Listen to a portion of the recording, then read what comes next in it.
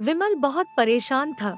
उसे समझ में नहीं आ रहा था कि वो इस परिस्थिति से कैसे निपटे। वो अपनी माँ को बहुत चाहता था, किंतु उसकी पत्नी और बच्चे उसकी माँ से बहुत दूर भागते था।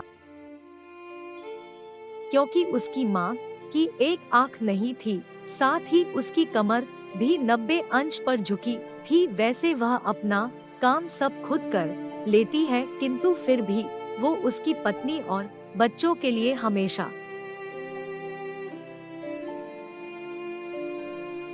खटकती है। दादी, आप ऊपर के कमरे में जाओ, मेरे दोस्त आ रहे हैं।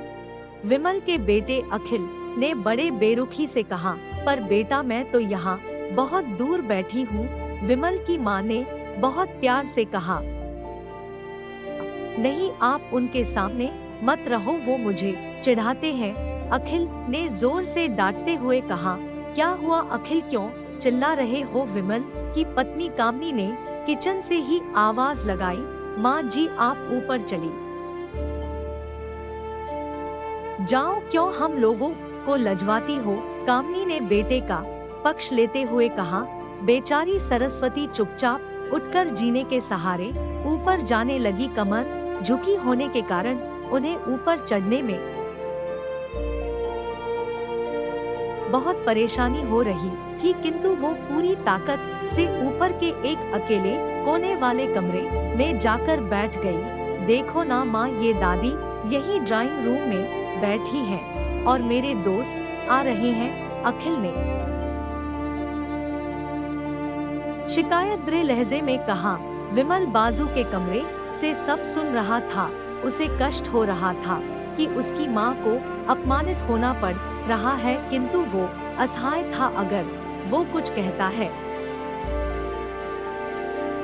तो पत्नी और बच्चे उसका विरोध करने लगते हैं। दूसरे उनके तर्क भी सही लगते हैं। चूंकि वो एक प्रशासनिक अधिकारी था, उसका सामाजिक स्तर बहुत ऊंचा था। उसकी ससुराल भी एक उच्च घराने में थी।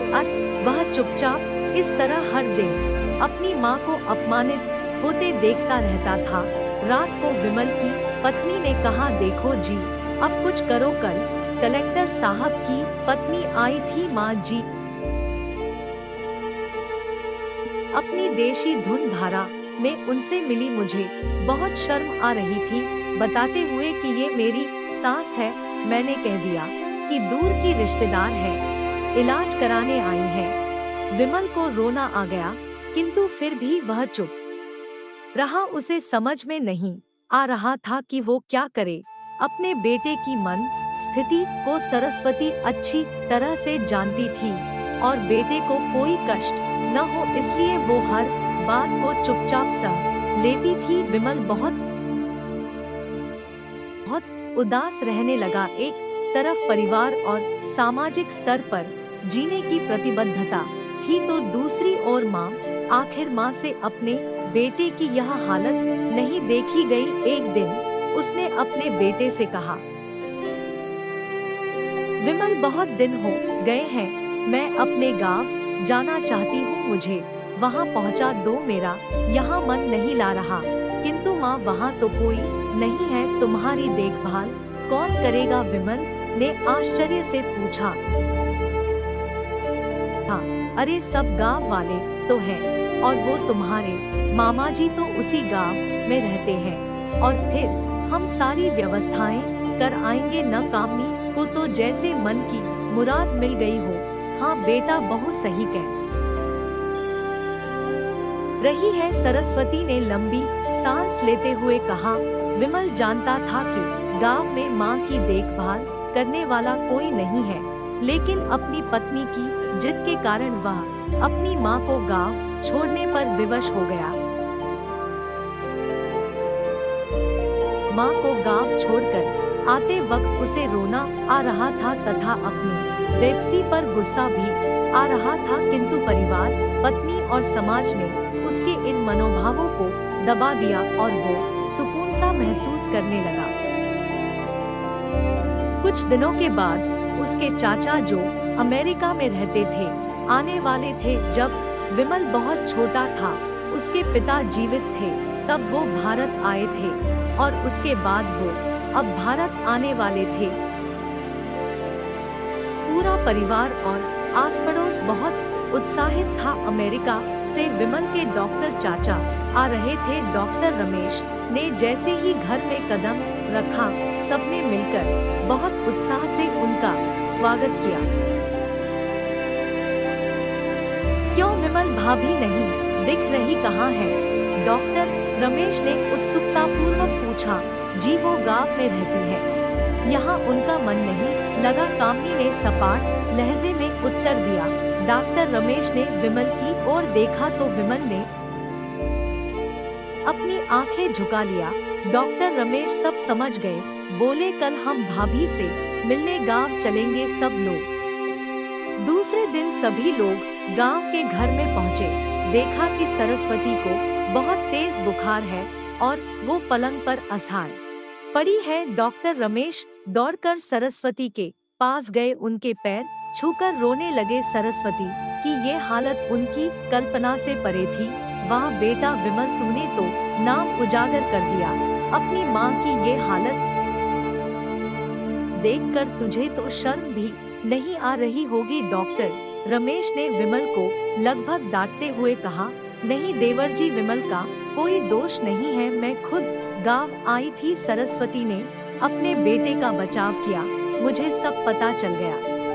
भाभी आप चुप रहो, क्यों बहू, तुम्हें अपनी सास की कुरूपता पसंद नहीं है? समाज में तुम्हें नीचा देखना पड़ता है ना? डॉक्टर रमेश ने कामनी की ओर व्यंग्य से देखा।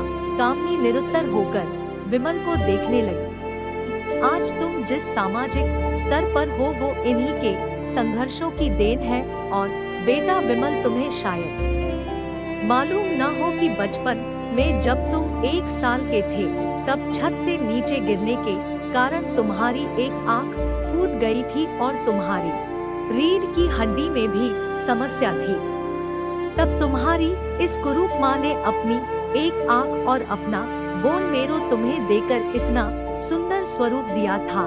कामनी बेटा, इतने सालों तक संघर्ष करके बेटे को प्रशासनिक अधिकारी बनाने वाली इस संघर्षशील औरत की तुम लोगों ने यह दशा कर दी, तुम्हें ईश्वर कभी माफ नहीं करेगा। डॉक्टर रमेश की आंखों से अश्रु जलधारा बह रही थी।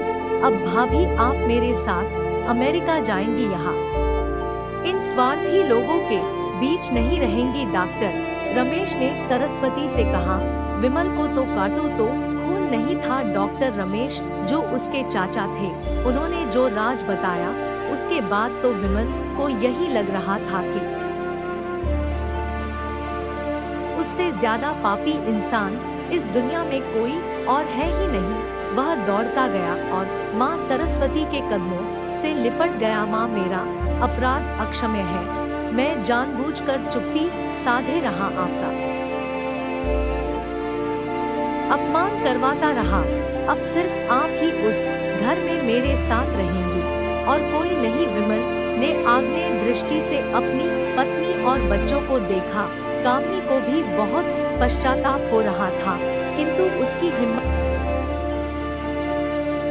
हो रही थी कि वो सरस्वती से आंख मिलाए। सरस्वती ने कामनी की मन स्थिति को समझकर उसको पुचकारते हुए अपने पास बुलाया और विमल को डांटते हुए कहा, खबरदार, जो मेरी बहू को मुझसे अलग करने की कोशिश की तो तुझे ही घर से बाहर निकाल दूंगी। कामनी और बच्चों ने सरस्वती के पैर पड़ते हुए अपने व्यवहार पर माफी मांगी और माँ के हृदय ने सबको माफ कर दिया।